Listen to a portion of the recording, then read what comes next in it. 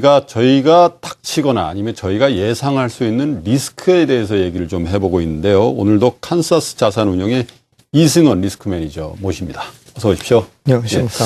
오늘은 뭐 태국 얘기를 좀 해볼까요? 태국이 예. 비상사태 선포하고 뭐 그 환율도 굉장히 안 좋고요. 주식도 굉장히 폭락하고 있다. 그래서 이게 우리가 안 좋은 추억이 있잖아요. 97년도. 그렇습니다. 이게 태국 바트화부터 시작해가지고 우리나라까지 전염된 적이 있었기 때문에 살짝 이렇게 보게 된단 말이에요. 지금 태국 상황 어떤 거예요? 현재 오늘 밤 사이에 또 아르헨티나의 페소화가 급락을 하는 경우. 지난주에 말씀드렸듯이 지금 신흥국 금융위기가 좀 가시화되는 부분이 있지 않나. 좀 이렇게 점검할 수 있고요. 비단 태국만의 문제는 아니고 구조적인 문제다. 일단 신흥국들의 CDS 가격 변동성 좀 보겠습니다. CDS라는 게 국가의 어떤 부도 위험을 얘기하는 거예요. 그러니까 이게 높아지면 위험해지는 거죠. 부도 위기 가능성의 속도라고 보시면 될 것 그렇죠. 같습니다.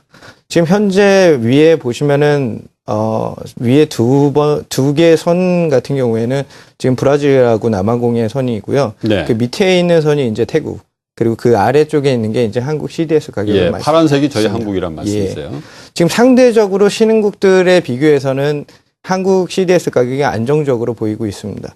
하지만 보시게 되면은 작년 5월경에 그 테이퍼링 이슈가 뉴스플로우에서 흘러나오면서부터 신흥국들의 CDS 가격들이 급등을 하면서 점차 안정화되는데요.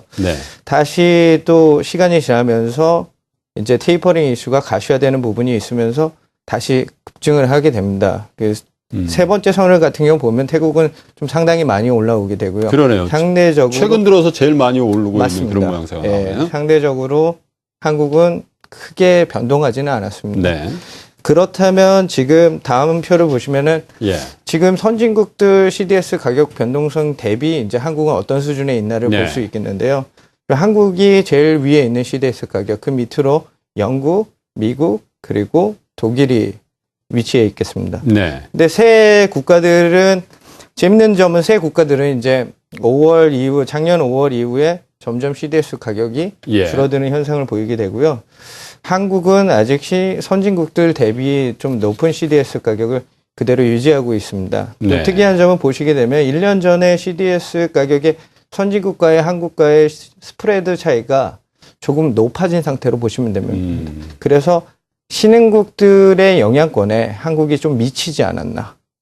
작년보다는 신흥국의 금융위기가 발발하고 테이퍼링 이슈가 가시화되면서 선진국들에 비교하여 CDS의 스프레드가 좀 많이 벌어졌다. 그러니까 한국이 뭐 말씀하신 태국이라든지 브라질이라든지 아르헨티나 같은 완전 신흥국 쪽에 가 있지는 않으나 맞습니다. 어쨌든 작년 5월, 6월 이후에 이렇게 쭉 보면 선진국들하고의 갭은 좀 벌어지고 있으니까 여전히 그 신흥국 경제의 어떤 변동성 이런 거에 좀 노출돼 있는 모양새가 나온다 이런 말씀이세요. 영향을 받고 있다는 걸 증명할 수 있는 표라고 보시면 됩니다. 그러면 동남아시아에서 가장 그래도 규모 있는 경제하면 뭐 인도네시아가 있고요. 또 그리고 태국 뭐 이런 정도 아닌가 싶은데 태국이 저렇게 안 좋은 모습을 띈다는 건 동남아시아 경제권 전부 다 이렇게 좀 전체적으로 안 좋아질 것 같아요. 우리가 또 동남아시아 수출도 꽤 많이 하고 그렇잖아요. 다음 표를 보시면 이제 한국대 국가들 무역 규모를 이렇게 보시게 될 건데요. 중국을 제외한 나머지 국가들을 한번 써봤습니다. 아세안의 10개국, 그리고 미국, 일본, 그리고 유로존의 국가 무역 규모에 대해서 비교를 하였는데요. 2010년서부터 미국, 일본, EU보다 아세안의 수출 비율, 국가 무역 수지 상태가 훨씬 더 큰 규모로 늘어납니다. 이 아세안의 10개국의 규모가 커짐에 따라서 아까 말씀드린 신흥국들의 위기가 아세안 국가 10개국으로 전이될 경우에 이제 저희 상태도 교역 무역 적자나 아니면 수지에 대해서 영향을 크게 받을 수 있다는 거, 노출돼 있다는 거를 볼 수 있습니다. 하지만 태국만 보시게 되면 태국이 저희 무역 교육 수지의 2% 정도밖에 안 되기 때문에 직접적인 영향은 조금 미비할 것으로 보이나 그 영향들이 아세안 쪽으로 흘러나갈 경우에는 좀 크게 영향이 있을 것으로 보입니다.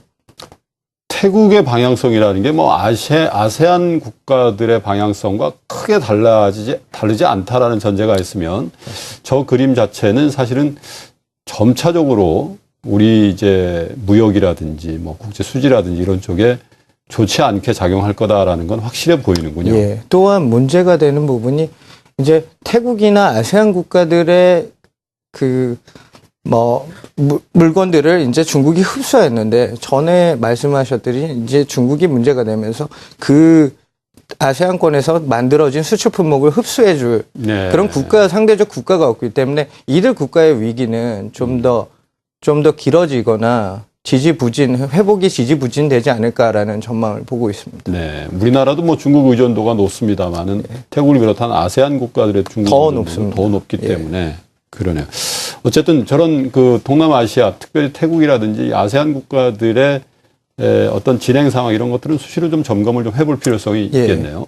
자, 일본 얘기도 좀 해볼게요. 아베노믹스, 이게 성공이냐 실패냐 이걸 차치하고라도 이제 부작용이 너무 심해졌다 이런 얘기들이 굉장히 최근 들어 많이 나와요. 네. 시장에서 많이들 말씀하시는데요. 지금 아베노믹스 자체로 보면은 지금 양적 완화 이후에 경제사 여건이 많이 좋아지고 있습니다. 쇼오프하는 면에서는 많이 좋아지고 있습니다. 하지만 16일자에 JP 모건에서는 이제 일본 은행이 노 테이퍼링, 그러니까 테이퍼링이 없을 거다. 향후 4년간 없을 거다. 이런 전망을 내놨는데요. 일본판 테이퍼링 말씀하시죠? 예, 맞습니다. 예. 일본판 테이퍼링이 4년 동안 없을 거다. 즉 그렇게 된 배경은 구로다 일본 총재가 소비자 물가 지수가 2%에 육박하더라도 어느 정도 물가 수준이 안정화되기 전까지는 양적 완화를 계속 현 상태로 유지하겠다. 그러니까 예상보다는 더 길어질 거다는 국제 시장에 이제 컨센이 존재하기 시작했습니다. 네. 하지만 현재 일본 상태는 국가 채무 수준이 GDP 대비 한 250%에 육박하고 있거든요. 네. 거기에 대한 일본의 부담이 현재 4월에 소비세 인상으로 커버를 하기 위해서 지금 진행을 하고 있는데요. 알겠습니다. 그게 이제 문제가 되는 거는 만약에